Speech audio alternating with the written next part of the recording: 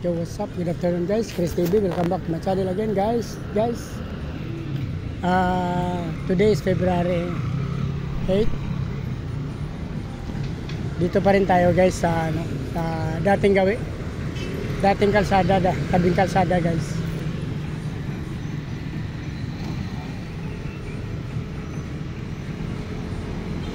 Thankful naman tayo guys kasi anim na balot na nabili sa akin.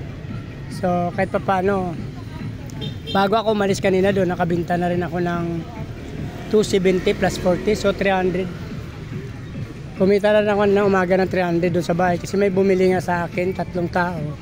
So hindi na rin masama to guys, nakabinta ako ng 6 na balot ngayon. So wait pa rin tayo hanggang 6:30 guys. Baka sana mabawasan pa to kahit pa paano.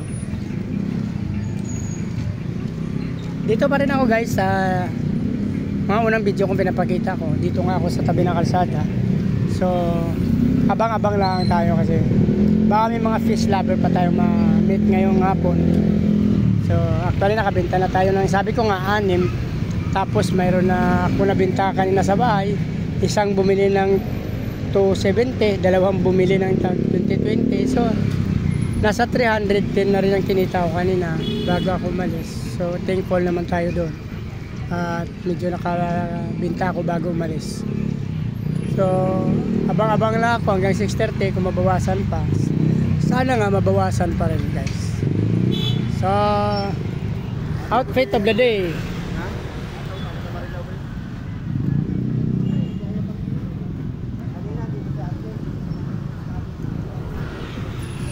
Dito lang tayo guys, tabi ng kalsada guys.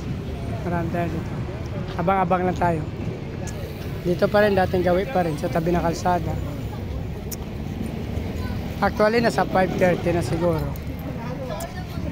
So yan yung ating fish, and dito yung ating motor.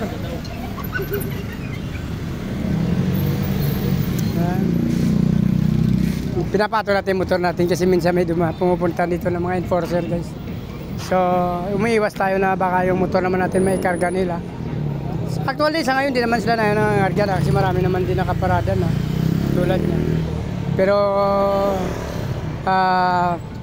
for sure na hindi na tayo magka-problema pa sa ating motor. So yan, pwede naman natin yan buhatin lang kung sakaling papaalisin nila. Kaya ang motor nilagay ko na lang sa tamang paradaan doon guys sa loob. Actually marami naman nagpaparada dito kasi maraming kainan dito.